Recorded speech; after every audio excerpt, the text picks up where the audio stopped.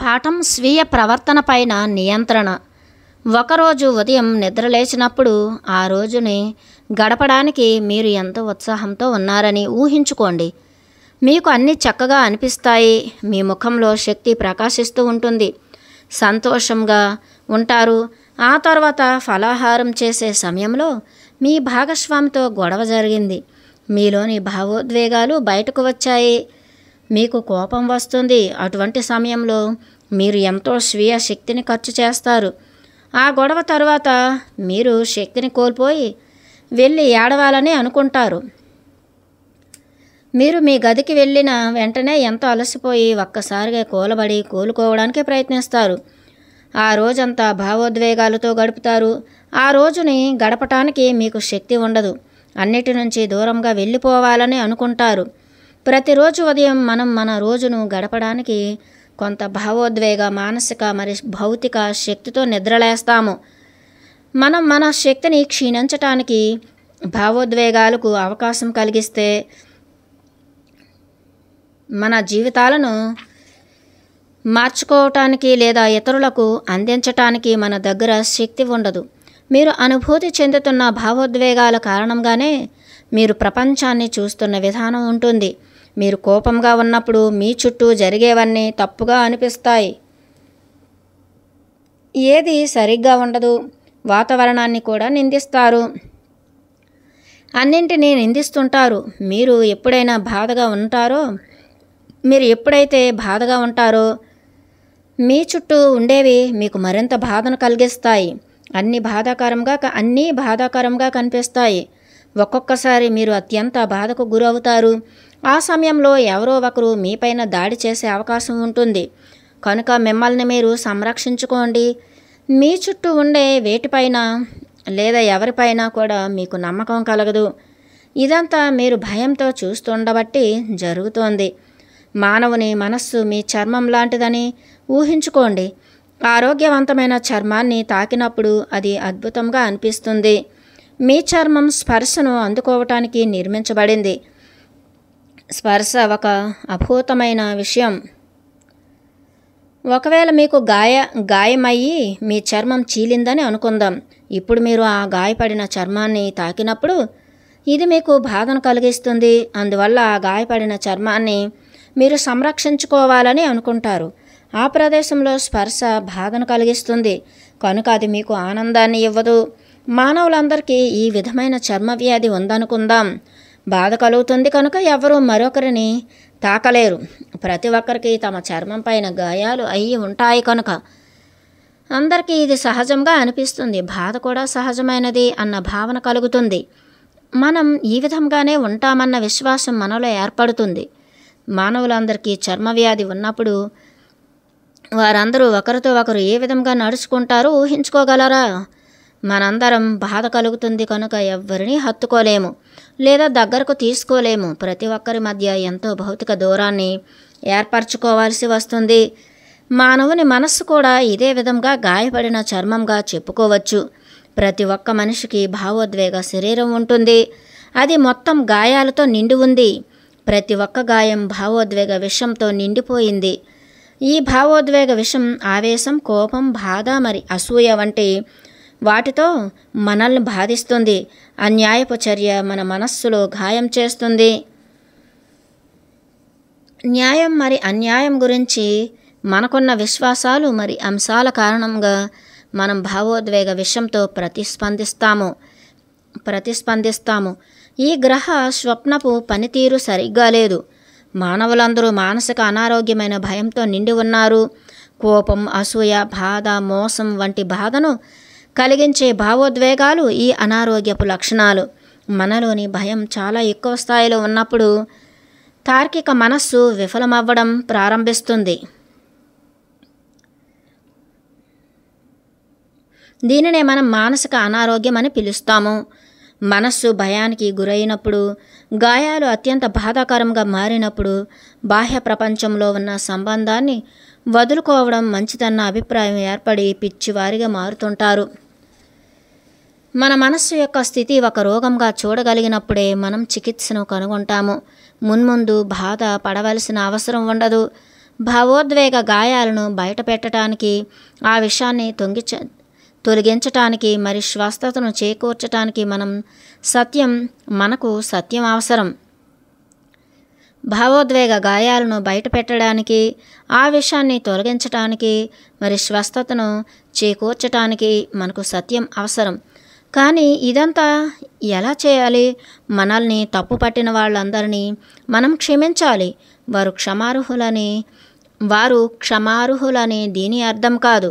మనల్ని మనం ప్రేమించుకుంటున్నాం కనుక మనం వారు చేసిన అన్యాయానికి ఇప్పటికీ మూల్యం చెల్లించవలసిన అవసరం లేదు.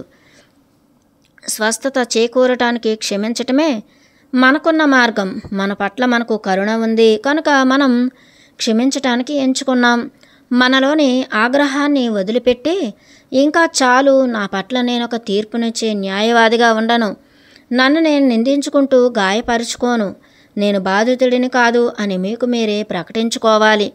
మొదట మనం మన తల్లిదండ్రులని, సోదరులని, సోదరునులను, స్నేహితులను, మరి భగవంతుడిని కూడా క్షమించాలి. ఒక్కసారి మీరు భగవంతుడిని క్షమించినట్లయితే మిమ్మల్ని మీరు క్షమించుకుంటారు. మిమ్మల్ని మీరు క్షమించుకున్నప్పుడు మీ మనస్సులోని స్వీయ తిరస్కరణ అంతమవుతుంది. మిమ్మల్ని మీరు అంగీకరించుకోవటం మొదలైనప్పుడు స్వీయ ప్రేమ బలంగా పెరిగి మీ అసలైన వ్యక్తిత్వాన్ని అంగీకరించడం మొదలు పెడతారు. ఇది స్వేచ్ఛతో కూడిన మానవుడి యొక్క ఆరంభం. క్షమాగుణం కీలకమైనది. మీరు ఎవరినైనా క్షమించినప్పుడు వారు ఎదురుపడితే మీకు ఎటువంటి భావోద్వేగ స్పందన కలుగదు. ఆ వ్యక్తి యొక్క పేరుని విన్నప్పుడు మీలో ఎటువంటి భావోద్వేగ స్పందన కలుగదు. ఎవరైనా మీ గత గాయాన్ని తాకినప్పుడు అది మిమ్మల్ని బాధించదు. అప్పుడే మీరు పూర్తిగా క్షమించారని మీకు అర్థమవుతుంది. అప్పుడే మీరు పూర్తిగా వారిని క్షమించారని మీకు అర్థమవుతుంది. సత్యం అన్నది ఆపరేషన్కు వినియోగించే పదునైన కత్తి వంటిది. అది అబద్ధాలతో నిండి ఉన్న గాయాలను బహిర్గతం చేస్తుంది కనుక బాధాకరంగా ఉంటుంది. కానీ ఇది స్వస్థతను కలిగిస్తుంది. ఈ అబద్ధాలనే మనం తిరస్కరణ వ్యవస్థగా చెప్తాము. మనలో తిరస్కరణ వ్యవస్థ ఉంది. ఇది ఒక మంచి విషయం. ఇది మన గాయాలను కప్పిపుచ్చి మనతో పనిచేయిస్తుంది. కానీ మనలో గాయాలు కానీ విషం కానీ తొలగిపోయినప్పుడు మనకు అబద్ధాల అవసరం ఉండదు. మనలోని ఆరోగ్యకరమైన శరీరం వంటి ఆరోగ్యకరమైన మనస్సుని తాకినా బాధ కలగదు.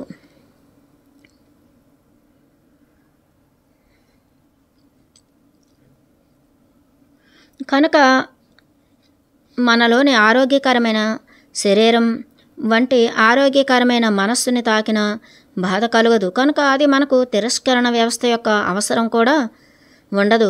మనస్సు శుభ్రంగా ఉన్నప్పుడు దానిని స్పర్శిస్తే అది ఆనందాన్ని కలిగిస్తుంది. చాలామంది తమ భావోద్వేగాలపైన నియంత్రణను కోల్పోతుంటారు. అదే సమస్య. మానవుల ప్రవర్తనను నియంత్రించేది భావోద్వేగాలే. కానీ మానవుడు భావోద్వేగాలను నియంత్రించడు. మనం నియంత్రణను కోల్పోయినప్పుడు మనం చెప్పాలనుకోని విషయాలన్నింటినీ బయట పెడుతుంటాం. చేయాలనుకోని పనులన్నీ చేస్తుంటాం. అందువల్లే మీరు యోధుడిగా మారాలి. మరి దోషరహితమైన వాక్కుని కలిగి ఉండాలి. మన భావోద్వేగాలను నియంత్రించుకోవడం నేర్చుకోవాలి. అలా చేసినప్పుడు భయ ఆధారిత ఒప్పందాలను మార్చుకోవటానికి, నరకం నుంచి తప్పించుకోవటానికి, మరి మన స్వర్గాన్ని సృష్టించుకోవటానికి మనకు సరిపడినంత స్వీయ శక్తి ఉంటుంది. మనం ఎలా యోధులమవుతాము? యోధుడు అంటే ఉండాల్సిన లక్షణాలు దాదాపుగా ప్రపంచం అంతా ఒకే విధంగా ఉంటాయి. యోధుడికి ఎరుక ఉంటుంది. ఇది చాలా ముఖ్యం. మనం యుద్ధంలో ఉన్నామని మన మనస్సులోని యుద్ధానికి క్రమశిక్షణ అవసరం అన్న ఎరుక ఉంటుంది. సైనికుడికి ఉండే క్రమశిక్షణ కాదు, కానీ యోధుడికి ఉండే క్రమశిక్షణ. మనం ఏమి చెయ్యాలి, మరి ఏం చేయకూడదని బయట నుంచి ఆదేశం పొందటం కాదు.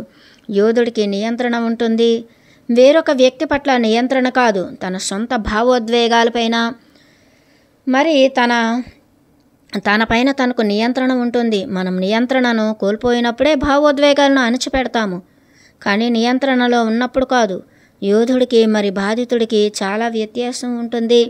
బాధితుడు భావోద్వేగాలను అణిచిపెడతాడు, యోధుడు భావోద్వేగాలను అడ్డుకుంటాడు. బాధితుడు భావోద్వేగాలను కనపరచడానికి భయపడతాడు, చెప్పాలనుకున్నది చెప్పటానికి సంకోచిస్తాడు. అందువల్ల భావోద్వేగాలను అణుచుకుంటాడు. అడ్డుకోవటం అంటే అణచిపెట్టడం కాదు. అడ్డుకోవటం అంటే భావోద్వేగాలను అదుపులో ఉంచుకుని సరైన సమయం వచ్చినప్పుడు వ్యక్తపరచడం. అందువల్లే యోధులు తప్పు పట్టలేనట్లుగా ఉన్నారు. వారికి తమ సొంత భావోద్వేగాలపైన నియంత్రణ ఉంటుంది. అందువల్ల తమ సొంత ప్రవర్తన పైన కూడా నియంత్రణ ఉంటుంది. పాఠం మరణ సంసిద్ధత, మరణదూతను హత్తుకోవడం.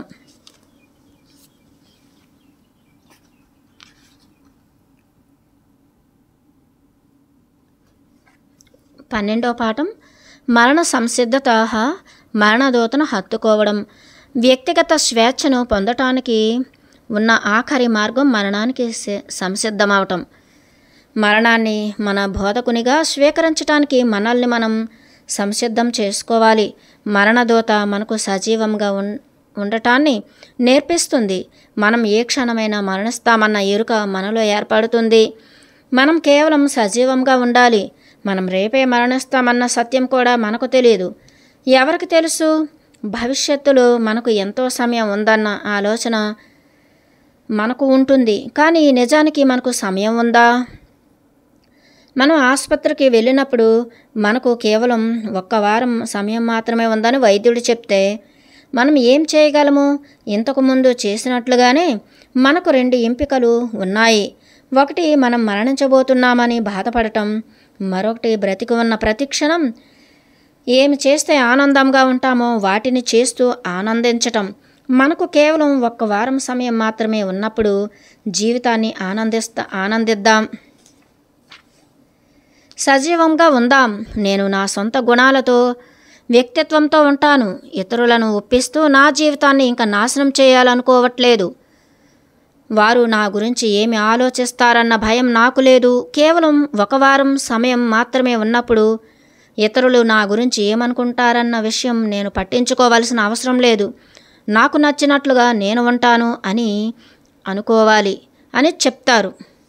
రేపు అన్నది లేకపోతే చివరి నిమిషం వరకు ఆనందకరంగా గడపటాన్ని మనకు మరణదూత నేర్పిస్తుంది. ప్రతిరోజు ఉదయం నేను నిద్రలేచాను, సూర్యుడిని చూశాను.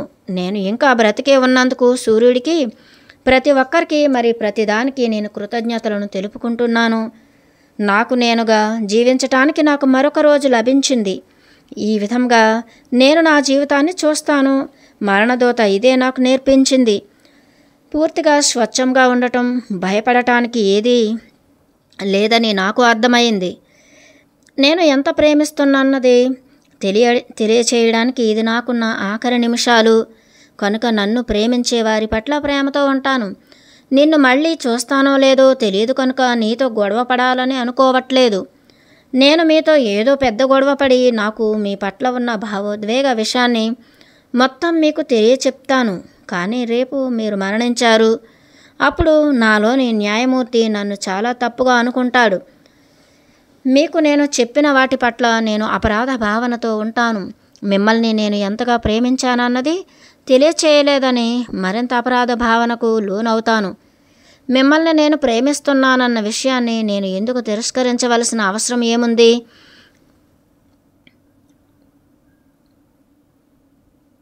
మీరు తిరిగి నన్ను ప్రేమిస్తారు లేదా అన్నది ముఖ్యం కాదు. ఒకవేళ రేపు నేను మరణించవచ్చు లేదా మీరు మరణించవచ్చు. కానీ ఇప్పుడు నేను మిమ్మల్ని ప్రేమిస్తున్నానని తెలియచేయటంలో నాకు చాలా ఆనందం ఉంది.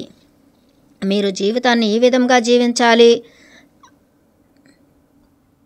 ఈ విధంగా చేసినప్పుడు మీరు మరణానికి సిద్ధమవుతారు. మరణం యొక్క ప్రక్రియ మొదలవటంలో మీ మనస్సులో ఉన్న పురాతన స్వప్నం పూర్తిగా మరణిస్తుంది. అవును, మీ మనస్సులోని న్యాయమూర్తి, బాధితుడు, మరి విశ్వాస వ్యవస్థ అన్న పరాన్నజీవి యొక్క జ్ఞాపకాలు ఉంటాయి. కానీ పరాన్నజీవి మాత్రం మరణిస్తుంది. మరణానికి సంసిద్ధమైనప్పుడు పరాన్నజీవి మరణిస్తుంది. మనలోని న్యాయమూర్తి మరి బాధితుడు తమ దగ్గర ఉన్న అన్నిటి కోసం పోరాడతారు. కనుక మరణానికి సంసిద్ధమవ్వటం అంత సులభమేమీ కాదు. వారు మరణించాలని అనుకోరు, మనమే మరణించబోతున్నామని మనకు అనిపిస్తుంది. కనుక మనం ఈ మరణానికి భయపడుతుంటాము.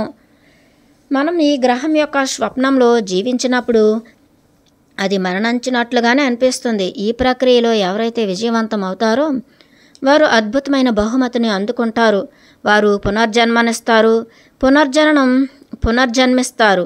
పునర్జననం అంటే మరణం నుంచి స్వేచ్ఛగా సజీవంగా ఉండటం, మరి మనకు నచ్చిన విధంగా ఉండటం.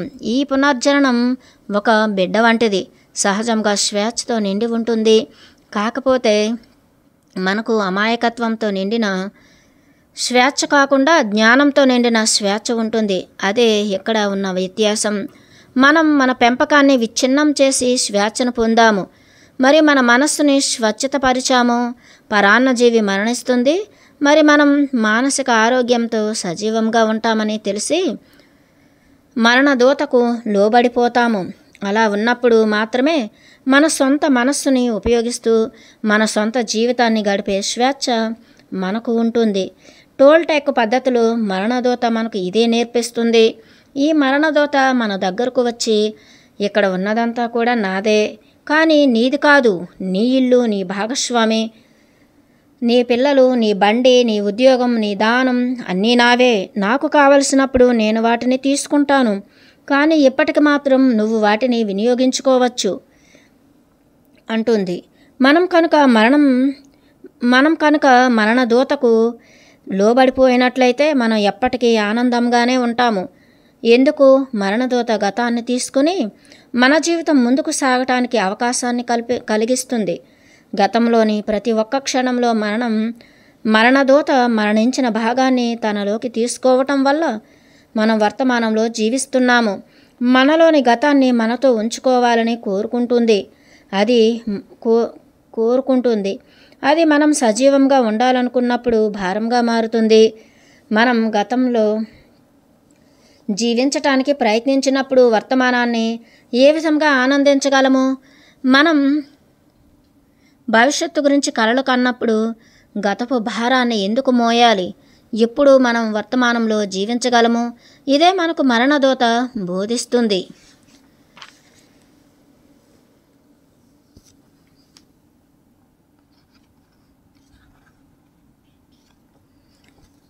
పదమూడో పాఠం, నూతన స్వప్నం, భూమిపైన స్వర్గం. మీరు మీ జీవితం మొత్తంలో నేర్చుకున్నటువంటి మర్చిపోవాలని ఆశిస్తున్నారు. మీరు మీ జీవితం మొత్తంలో నేర్చుకున్నవన్నింటినీ మర్చిపోవాలని ఆశిస్తున్నాను. ఇది నూతన స్వప్నానికి మరి నూతన అవగాహన విధానానికి ఆరంభం. మీరు సృష్టించుకున్న కలలోనే మీరు జీవిస్తున్నారు. కేవలం వాస్తవికతను అవగాహన చేసుకునే విధానం మాత్రమే మారుతుంది. నరకాన్ని సృష్టించుకునే శక్తి మీ దగ్గర ఉంది. అదేవిధంగా స్వర్గాన్ని సృష్టించుకునే శక్తి కూడా మీ దగ్గర ఉంది. వేరొక కలను కనాలని ఎందుకు కోరుకోరు? మీ మనస్సుని, మీ ఊహాశక్తిని, మరి మీ భావోద్వేగాలను ఉపయోగించి స్వర్గాన్ని ఎందుకు కలగనరు? కేవలం మీ ఊహాశక్తిని ఉపయోగించండి. ఎన్నో విపరీత విషయాలు చోటు చేసుకుంటాయి. మీరు కోరుకున్నప్పుడల్లా ప్రపంచాన్ని వేరుగా చూసే సామర్థ్యం మీకుంది. ఊహించుకోండి, మీరు కళ్ళు తెరిచిన ప్రతిసారి మీకు ప్రపంచం కొత్తగా కనిపిస్తుంది. ఒక్కసారి కళ్ళు మూసుకోండి. ఇప్పుడు మీ కళ్ళు తెరిచి బయటకు చూడండి. చెట్లు, ఆకాశం, కాంతి నుంచి వస్తున్న ప్రేమను ఇప్పుడు చూడగలుగుతారు. మీ చుట్టూ ఉన్న అన్నింటి నుంచి ప్రేమను అందుకుంటారు. ఇదే పరమానందపు నిర్మలమైన స్థితి. మానవుల నుంచి, అన్నిటి నుంచి, ఆఖరికి మీ నుంచి కూడా నేరుగా ప్రేమను పొందుతారు. ఆఖరికి మనుష్యులు కోపంగా ఉన్నప్పుడు కూడా ఈ భావాల వెనుక వారిలో ఉన్న ప్రేమ తరంగాలను బాహ్య ప్రపంచంలోకి పంపిస్తున్నారు.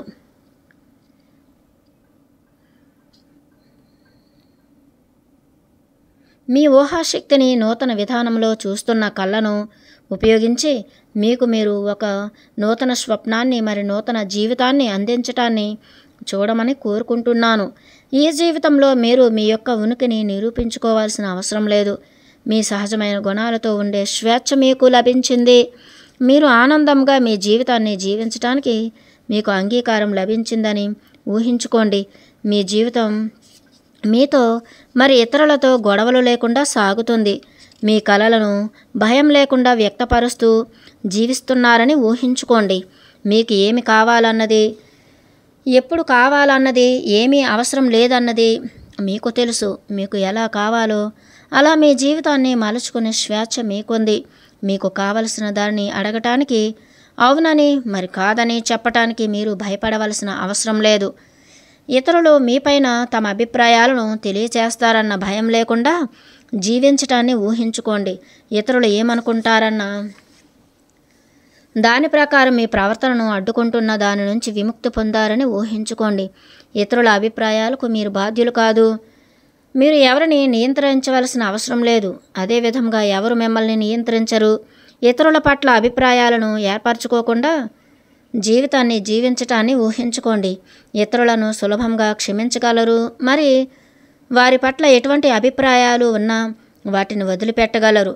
మీరు సరిగ్గా ఉండటానికి ఇతరులు తప్పని ఆలోచించవలసిన అవసరం ఇకపైన మీకు ఉండదు. మిమ్మల్ని మరి ప్రతి ఒక్కరిని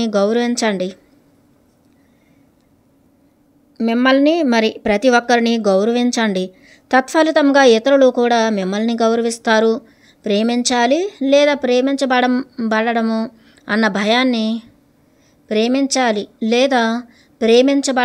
అన్న భయాన్ని వదిలి జీవించటాన్ని ఊహించుకోండి. ఇతరులు తిరస్కరిస్తారని లేదా మిమ్మల్ని అంగీకరించాలన్న భయం మీకు ఇకపైన ఉండదు. ఎటువంటి సిగ్గు లేదా నిరూపణ లేకుండా మీరు ప్రేమిస్తున్నారని తెలియచేయవచ్చు. మీ హృదయాన్ని పూర్తిగా తెరచి గాయాల పాలవుతున్నారన్న భయం లేకుండా ప్రపంచంలోకి నడిచి వెళ్ళవచ్చు.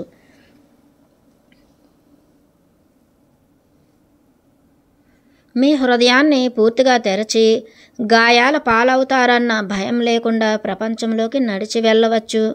సాహసం చేయటానికి ఎటువంటి భయం లేకుండా జీవిస్తూ జీవితాన్ని అన్వేషిస్తున్నారని ఊహించుకోండి. ఈ ప్రపంచంలో జీవించటానికి మీలో భయం లేదు. అదేవిధంగా మరణిస్తారన్న భయం కూడా మీలో లేదు. మీ సహజత్వాన్ని ప్రేమించుకుంటున్నట్లు ఊహించుకోండి. మీ శరీరం ఉన్నది ఉన్నట్లుగా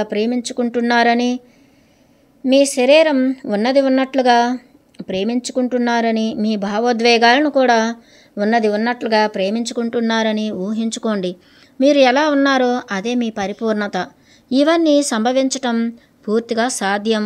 కనుక మిమ్మల్ని ఇవన్నీ ఊహించుకోమని చెప్పాను. దయ, నిర్మలత్వం మరి స్వర్గపు స్వప్నంలో జీవించగలరు. కానీ ఈ స్వప్నాన్ని అనుభూతి చెందటానికి మొదటగా ఇదేమన్నది అర్థం చేసుకోవాలి. ఈ స్వప్నాన్ని అనుభూతి చెందటానికి మొదటగా ఇదేమిటన్నది అర్థం చేసుకోవాలి. మిమ్మల్ని పరమానందపు నిర్మలత్వానికి తీసుకువెళ్ళటానికి ప్రేమకు మాత్రమే సామర్థ్యం ఉంది. ప్రేమలో ఉండటం అంటే పరమానందంలో ఉండటమే. గాలిలో తేలుతుంటారు. మీరు ఎక్కడికి వెళ్ళినా ప్రేమను పొందుతుంటారు. ఎల్లప్పుడూ ఈ విధంగా జీవించటానికి పూర్తి సంభావ్యత ఉంది. ఇతరులు కూడా ఈ విధంగా జీవించగలిగించారు. కనుక మీకు కూడా ఇది సాధ్యమే. ఎందుకంటే వారికి మరి మీకు మధ్య వ్యత్యాసం ఏమీ లేదు. వారు తమ ఒప్పందాలను మార్చుకున్నారు కనుక మరి నూతన కళను కంటున్నారు. కనుక పరమానందపు స్థితిలో జీవిస్తున్నారు. పరమానందపు స్థితిలో జీవించటం అంటే ఏమిటన్నది ఒక్కసారి అనుభూతి చెందినప్పుడు మీరు దానితో ప్రేమలో పడతారు. భూమిపైన స్వర్గం ఉందన్న సత్యం మీకు అర్థమవుతుంది.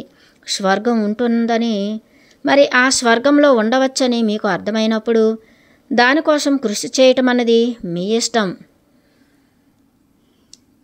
2000 సంవత్సరాల క్రితం యేసు ప్రభువు స్వర్గం యొక్క రాజ్యం గురించి, ప్రేమ యొక్క రాజ్యం గురించి మనకు చెప్పాడు.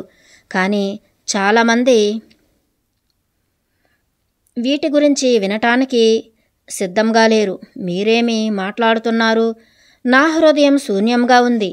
మీరు చెప్తున్న ప్రేమను నేను అనుభూతి చెందట్లేదు. మీకున్నంత ప్రశాంతత నాకు లేదు అని చెప్పారు. అతను ప్రేమ గురించి అందించిన సందేశం సాధ్యమని, మరి మీకు అది లభిస్తుందని ఊహించుకోండి. ప్రపంచం ఎంతో సుందరంగా మరి అద్భుతంగా ఉంది. మీ జీవితంలో ప్రేమ ఉన్నప్పుడు జీవితం చాలా సులభంగా ఉంటుంది. ఎల్లప్పుడూ ప్రేమతో ఉండవచ్చు. ఇది మీ ఎంపిక. ప్రేమించటానికి కారణం అవసరం లేదు, కానీ ప్రేమ మీకు సంతోషాన్ని కలిగిస్తుంది కనుక మీరు ప్రేమించవచ్చు. ప్రేమ మీకు అంతరంగ ప్రశాంతతను కలిగిస్తుంది. ఇది అన్నింటినీ చూసే విధానాన్ని మారుస్తుంది. అన్నింటినీ ప్రేమతో చూడవచ్చు. మీ చుట్టూ ప్రేమ ఉందన్న ఎరుక మీలో కలుగుతుంది. మీరు ఎల్లప్పుడూ ప్రేమతో ఉండగలరు. మీరు ఈ విధంగా జీవిస్తున్నప్పుడు మీ మనస్సులోని పొగ తొలగిపోతుంది. మీటోటే పూర్తిగా మాయమవుతుంది. మానవులు ఈ విధమైన జీవనాన్ని వందల సంవత్సరాలుగా కోరుకుంటున్నారు. వేల సంవత్సరాలుగా వారు సంతోషాన్ని వెతుకుతున్నారు. ఆనందం వారికి చేరుకోలేని కళ. ఈ కళను చేరుకోవటానికి మానవులు చాలా కష్టపడ్డారు. ఇది మనస్సు యొక్క పరిణామ క్రమంలో ఒక భాగం. ఇది మానవాళి యొక్క భవిష్యత్తు. ఈ విధమైన జీవితం సాధ్యం. ఇది మీ చేతుల్లోనే ఉంది. మోసెస్ దీనిని వాగ్దాన భూమిగా, బుద్ధుడు దీనిని నిర్వాణంగా, యేసు ప్రభువు దీనిని స్వర్గంగా, మరి టోల్టెక్స్ దీనిని నూతన స్వప్నంగా పేర్కొన్నారు.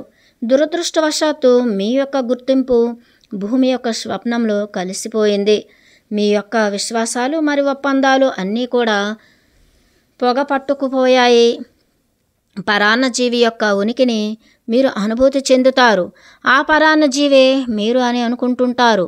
ఈ పరాన్నజీవిని వదిలిపెట్టి ప్రేమను అనుభూతి చెందటానికి కష్టంగా ఉంటుంది.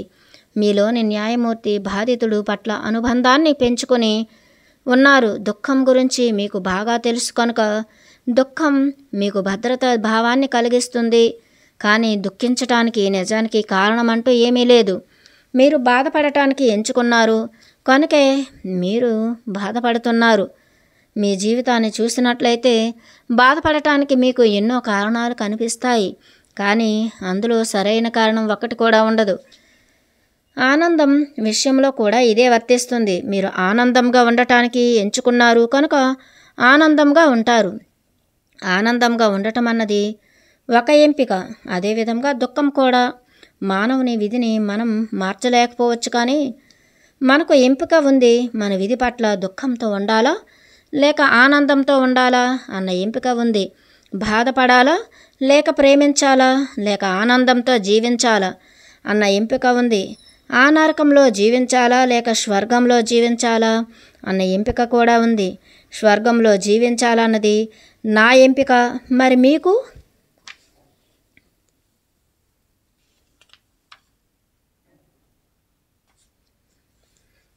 ప్రార్థనలు. మీ కళ్ళను మూసుకొని మీ హృదయాన్ని తెరచి మీ హృదయం నుంచి వెలువడుతున్న ప్రేమను అనుభూతి చెందటానికి ఒక్క క్షణం కేటాయించండి. మీ మనస్సులో మరి మీ హృదయంలో నా మాటలతో అనుసంధానాన్ని ఏర్పరచుకుని ప్రేమ యొక్క బలమైన బంధాన్ని అనుభూతి చెందాలని ఆశిస్తున్నాను. మనందరం కలిసి సృష్టికర్తతో అనుసంధానాన్ని అనుభూతి చెందే ప్రత్యేక ప్రార్థనను చేయబోతున్నాము. మీ ధ్యాస మొత్తం మీ ఊపిరితిత్తులపైన ఉంచండి. కేవలం మీ ఊపిరితిత్తులు మాత్రమే ఉన్నట్లుగా వాటిపైన మాత్రమే మీ ధ్యాసను ఉంచండి. మానవుని అతిపెద్ద అవసరమైన శ్వాస తీసుకోవటంలో పూర్తిగా విస్తరిస్తున్న మీ ఊపిరితిత్తుల ఆనందాన్ని అనుభూతి చెందండి.